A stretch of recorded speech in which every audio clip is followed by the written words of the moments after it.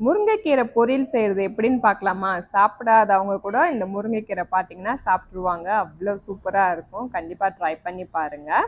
அப்படியே நம்ம சேனலை சப்ஸ்கிரைப் பண்ணாதவங்க சப்ஸ்கிரைப் பண்ணிக்கோங்க. பெல் ஐக்கானை கிளிக் பண்ணிக்கோங்க. அப்போ தான் என்னோட நோட்டிஃபிகேஷன் உங்களுக்கு வந்துகிட்டே இருக்கும். இப்போ முருங்கைக்கீரை டபுள் பாயிலிங் பண்ண போகிறோம். கீழே தண்ணி வச்சுட்டு கீரை வந்து உப்பு போட்டுட்டு மிக்ஸ் பண்ணிவிட்டு ஒரு 5 மினிட்ஸ் குக் பண்ணால் போதும்.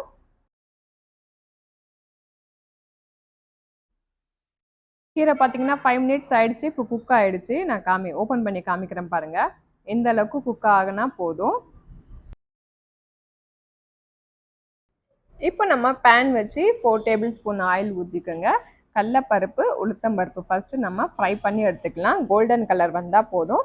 கடலை வந்து நீங்கள் அரைக்க போகும்போது இந்த கடலைப்பருப்பு உளுத்தம்பருப்பு அரைப்போம் பார்த்தீங்களா, அப்போ இது 1 டேபிள் ஸ்பூன் வந்து நீங்கள் கடலை போட்டு சேர்த்து அரைச்சி எடுத்து வச்சுக்கோங்க.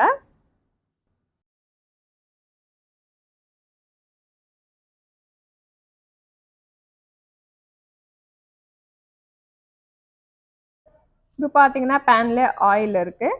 இப்போ நம்ம கடுகு, ஜீரகம், உளுந்து, கடலைப்பருப்பு, காஞ்ச மிளகா போட்டு ஃப்ரை பண்ணிக்கலாம்.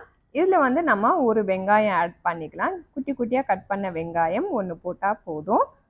நீங்கள் கீரை எவ்வளோ எடுத்துக்கிறீங்களோ அந்த அளவுக்கு நீங்கள் வெங்காயம்ன்றதை ஆட் பண்ணிக்கணும். நம்ம ஆல்ரெடி கீரையில் கொஞ்சம் சால்ட் ஆட் பண்ணியிருக்கோம். இப்போ வெங்காயத்தில் வந்து 1/2 ஸ்பூன் வந்து நீங்கள் சால்ட் ஆட் பண்ணிக்கோங்க.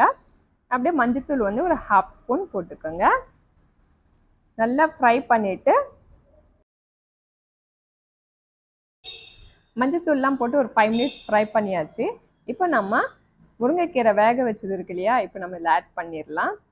ஆட் பண்ணிவிட்டு ஒரு 5 மினிட்ஸ் நல்லா மிக்ஸ் பண்ணிக்கோங்க. அதுக்கப்புறமா நம்ம கடலைப்பருப்பு இதெல்லாம் அரைச்சி வச்சுருக்கோம் இல்லையா, அதையும் நம்ம இதில் ஆட் பண்ணிவிட்டு மிக்ஸ் பண்ணிக்கோங்க. கடைசியில் தேங்காய் பூ போட்டிங்கன்னா செம்மையாக இருக்கும். பசங்க ரொம்ப விரும்பி சாப்பிடுவாங்க. கசப்பே இருக்காது. பார்த்தீங்கன்னா ரொம்ப சூப்பராக இருக்கும். எப்போவுமே நம்ம பொரியல், கீரை எது செஞ்சாலும் சரி, நம்ம சூடாக சாப்பிடும் போது அதோட டேஸ்ட்டே வேறு மாதிரி இருக்கும். ஆறின பிறகு சாப்பிட்டிங்கன்னா அதோட டேஸ்ட் வேறு மாதிரி இருக்கும். சாப்பிட்றதுக்கு ஒரு 20 மினிட்ஸ் முன்னாடி நம்ம இந்த கீரை பண்ணுறதாகட்டும், பொரியல் பண்ணுறதாகட்டும், டேஸ்ட் வந்து ரொம்ப சூப்பராக இருக்கும். அப்படி இல்லைன்னா நீங்கள் ஃபஸ்ட்டே செய்கிறீங்க அப்படின்னாக்கா ஹாட் பாக்ஸில் போட்டு வச்சிட்டிங்கன்னா அதுவும் சூடாக இருக்கும். சம்டைம்ஸ் வந்து பார்த்தீங்கன்னா கொஞ்சம் தண்ணி விட்டு கொஞ்சம் டேஸ்ட் வேறு மாதிரி ஆகிடும் இல்லையா, ஸோ அதனால நான் சொல்கிறேன். சாப்பிட்றதுக்கு முன்னாடி செஞ்சோம்னா டேஸ்ட் வந்து ரொம்ப சூப்பராக இருக்கும். பசங்கக்காண்டி ஃபஸ்ட்டே வீட்டில் இருக்கும்போது நீங்கள் இந்த மாதிரி பொரியல், கீரை செஞ்சிங்கன்னா அவங்களுக்கு சுட சுட நீங்கள் ஃபஸ்ட்டே போட்டு கொடுத்துட்டிங்கன்னா அவங்க சாப்பிட்டு பார்த்துட்டு டேஸ்ட் ரொம்ப சூப்பராக இருக்குன்னு சொல்லுவாங்க. அதுக்கப்புறம் பார்த்திங்கன்னா அவங்க வந்து ரைஸ்க்கு சாம்பார் ரைஸ்க்கு, கர்ட் ரைஸ்க்கு, ரசம் ரைஸ்க்கு அவங்களே விரும்பி கேட்டு சாப்பிடுவாங்க. அந்த அளவுக்கு ரொம்ப சூப்பராக இருக்கும். எல்லாருக்குமே தெரிஞ்ச விஷயம், முருங்கைக்கீரையில் வந்து எவ்வளோ பெனிஃபிட்ஸ் இருக்குன்ட்டு, எவ்வளோ ஸ்ட்ரென்த்து, எவ்வளோ சத்து இருக்குன்றது உங்களுக்கு எல்லாருக்குமே தெரியும். ஸோ கண்டிப்பாக பசங்களுக்கு, பெரியவங்களுக்கு எல்லாத்துக்குமே செஞ்சு கொடுங்க. மெயினாக உமன்ஸ் எல்லாம் சாப்பிட்றதுனால ரொம்ப ரொம்ப நல்லது.